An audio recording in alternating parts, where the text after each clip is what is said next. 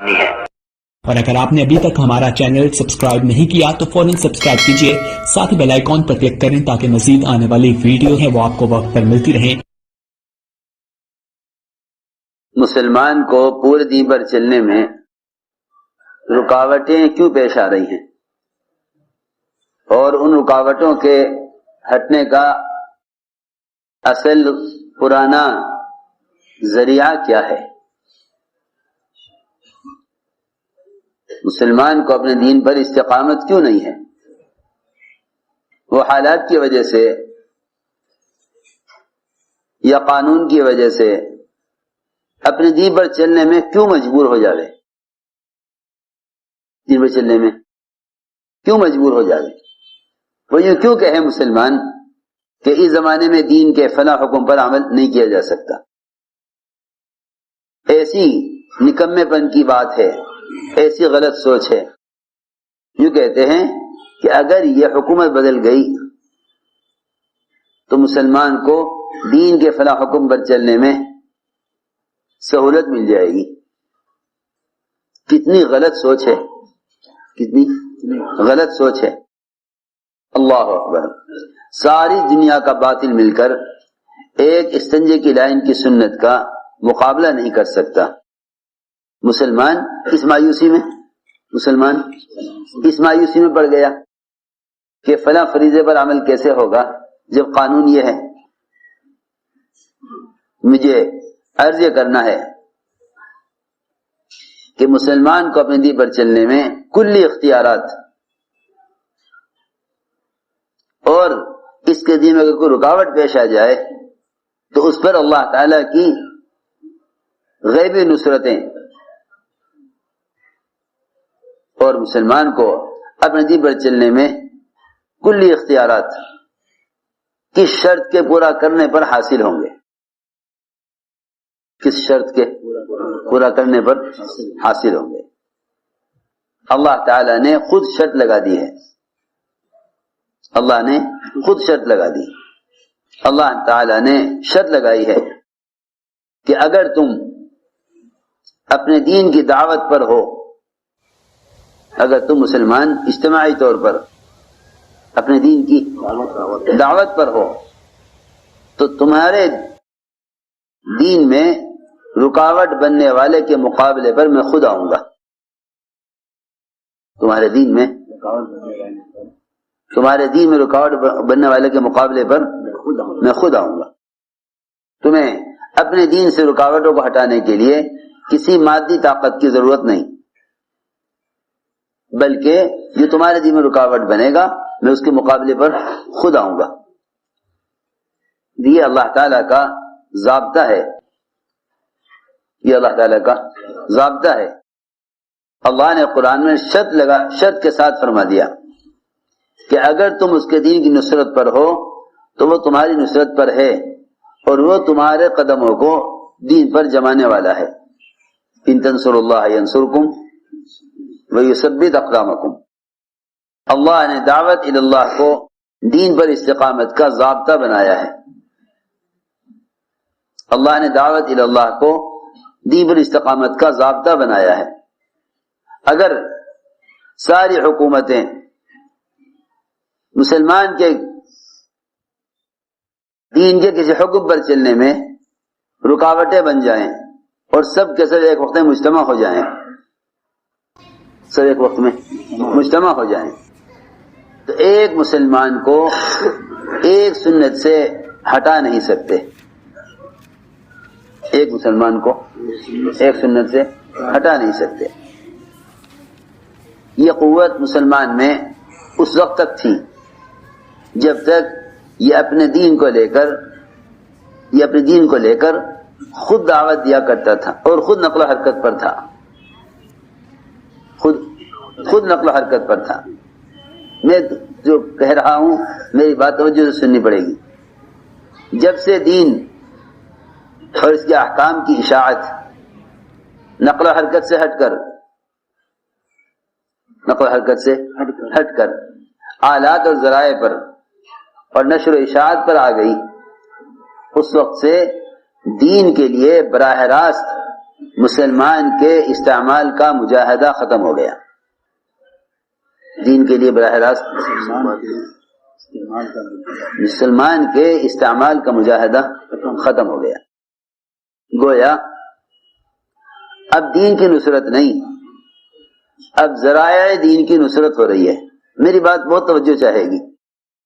اب دین کی نصرت نہیں بلکہ ذرائع دین کی نصرت ہو رہی ہے. مسجد تعمیر کرانا ذرائع دین ہے. مسجد تعمیر کرانا ذرائع دین میں سے ہے، کیونکہ مسلمان نماز پڑھیں گے تو ان کے لیے مسجد تعمیر کرا دو. میری بات توجہ چاہے گی بہت، کیونکہ مسلمان نماز پڑھیں گے اس لیے مسجد تعمیر کرا دو. مسلمان بھوکے ہیں اس لیے کھانا کھلا دو. مسلمان بیمار ہیں اس لیے مفت دوا کا انتظام کر دو. مسلمان مقروض ہیں ان کے قرضے ادا کرا دو. ان کے قرضے ادا کرا دو. مسلمان دین سیکھنا چاہتے ہیں، لہذا دین سیکھنے کے لیے سہولت اور ذرائع اپنے مال سے اس کا انتظام کر دو. اپنے مال سے اس کا انتظام کر دو. لوگ مسلمانوں کی ضروریات زندگی میں یا ان کی عبادات میں سہولت پیدا کرنے کے لیے مدد کرنے کو دین کی نصرت سمجھ بیٹھے. میری بات بہت توجہ چاہے گی. کیا سمجھ بیٹھے اس کو؟ دین کی نصرت. تم نے اگر مسجد تعمیر کرا دی تو وہی لوگ تو نماز پڑھیں گے جو نماز پڑھتے ہیں، جو نماز نہیں پڑھتے ان کا نماز پر نہ لانا دین کی نصرت کا چھوڑ دینا ہے. ان کو نماز پر نہ لانا دین کی نصرت کا چھوڑ دینا ہے. اس کے ذہن میں یہ ہے کہ میں بھی تو دین کی نصرت کر رہا کیونکہ میں نے مسجد تعمیر کرا دی. ارے نماز تو مسجد کے بغیر بھی ہو جاتی، کیونکہ اللہ رب العزت نے اس امت کی خصوصیت یہ رکھی ہے کہ ساری دنیا کی زمین کو اس امت کے لیے سجدگاہ بنا دیا. ساری دنیا کی زمین کو اس امت کے لیے سجدگاہ بنا دیا. میں کچھ ضروری باتیں عرض کر رہا جو توجہ چاہیں گی. تو جتنے بھی ذرائع ہیں ان ذرائع پر مال خرچ کرنے کو مسلمان دین کی نصرت سمجھ بیٹھا. حالانکہ نصرت کے دو رخ ہیں. ایک نصرت کرنا دین کی، ایک نصرت کرنا دینداروں کی. ایک نصرت کرنا دین کی، ایک نصرت کرنا دینداروں کی. دینداروں کی نصرت غیر مسلم بھی کر دیتے ہیں. دینداروں کی نصرت غیر مسلم بھی کر دیتے ہیں. آپ میری بات توجہ سے سننا اور سمجھنے کی کوشش کرنا. آپ جانتے ہیں کسی علاقے میں سیلاب آ جائے، زلزلے آ جائیں، ٹرینیں ٹکرا جائیں تو مدد کے لیے مسلمان غیر مسلم سب مدد کے لیے آگے بڑھتے ہیں. غیر مسلم یہ نہیں دیکھتا کہ یہ زخمی مسلمان ہے یا غیر مسلم. مسلمان یہ نہیں دیکھتا کہ یہ پریشان زخمی پڑا ہوا ہے، پانی مانگ رہا ہے. یہ پانی مانگنے والا مسلمان ہے غیر مسلم. سب مل کر سب کی مدد کرتے ہیں. مسلمان کی مدد کرنے کے لیے اسلام شرط نہیں. غیر مسلم بھی بہت سے مواقع پر مسلمانوں کی مدد کر دیتے ہیں. غیر مسلم بھی بہت سے موقعوں پر مسلمان کی مدد کر دیتے ہیں. بہت سے موقعوں پر مسلمان بھی غیر مسلموں کی مدد کرتے ہیں. اس بات کو پہلے سمجھ لو کہ مال سے مدد کر دینا اسلام کی مدد نہیں ہے، وہ مسلمان کی مدد ہے. وہ مسلمان کی مدد ہے. وہ مسلمان کی مدد ہے، اسلام کی مدد یہ نہیں ہے. کیونکہ اسلام کو قائم ہونے کے لیے ملک و مال کی ضرورت نہیں ہے، ملک و مال کی ضرورت نہیں ہے، اسلام کی کسی بھی ضرورت کا تعلق مال سے نہیں ہے، یہاں تک کہ حج جیسا فریضہ اس پر فرض ہے ہی نہیں جس کے پاس مال نہیں ہے، حج جیسا فریضہ اس شخص پر فرض ہے ہی نہیں جس کے پاس مال نہیں، زکوٰۃ جیسا فریضہ اس آدمی پر ہے ہی نہیں جس کے پاس مال نہیں، مال ہوگا تو زکوٰۃ فرض ہوگی، مال ہوگا تو حج فرض ہوگا، ورنہ یہ دونوں فریضے فرض نہیں ہیں۔ تو میں نے عرض کیا کہ دین کی نصرت کیا ہے؟ دین کی نصرت یہ ہے کہ مسلمان ایک دوسرے کو دین کی طرف آمادہ کریں، یہ دین کی نصرت ہے، یہ دین کی نصرت ہے۔ اس دین کی نصرت پر اللہ تعالی کی طرف سے دو وعدے ہیں کہ ایک تو ہم تمہاری مدد کریں گے تمام باطل کے مقابلے میں، اور دوسری بات یہ ہے کہ ہم تمہارے قدموں کو تمہارے دین پر جما دیں گے، تمہارے قدموں کو تمہارے دین پر جما دیں گے۔ اس زمانے میں لوگ خیر کے کاموں میں مال خرچ کر دینے کو دین سمجھتے ہیں،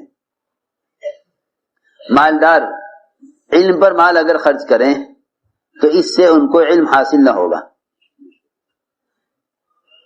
مالدار اگر علم پر مال خرچ کریں تو اس سے ان کو علم حاصل نہ ہوگا جب تک وہ اپنی جان کو براہ راست حصول علم کا حاصل کرنے کے لیے اپنی جان کو استعمال نہیں کریں گے، کیونکہ جہل سے نکلنا بدن کو علم کے لیے استعمال کرنے پر ہے، مال خرچ کرنے سے علم حاصل نہیں ہوگا، مال خرچ کرنے سے علم حاصل نہ ہوگا۔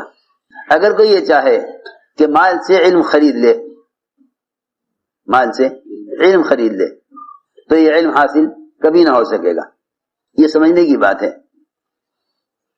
تو میری بات کا خلاصہ یہ ہوا کہ اس زمانے میں مسلمان براہ راست تو استعمال ہو رہا ہے دنیا کے لیے، براہ راست استعمال ہو رہا ہے دنیا کے لیے، اس کی دنیا کا کمایا ہوا تھوڑا سا حصہ 5% یا بہت سے بہت 10%، وہ مال کا کمایا ہوا حصہ وہ مسلمان دین سیکھنے والے مسلمانوں کی ضرورت پر خرچ ہو رہا ہے، دین سیکھنے والے مسلمانوں کی ضرورت پر خرچ ہو رہا ہے۔ اتنے مسلمان علم حاصل کر رہے ہیں، ان کے لیے میں کھانے کا انتظام کرتا ہوں، اتنے مسلمان دین سیکھ رہے ہیں، میں ان کے لیے سایہ کا انتظام کرتا ہوں۔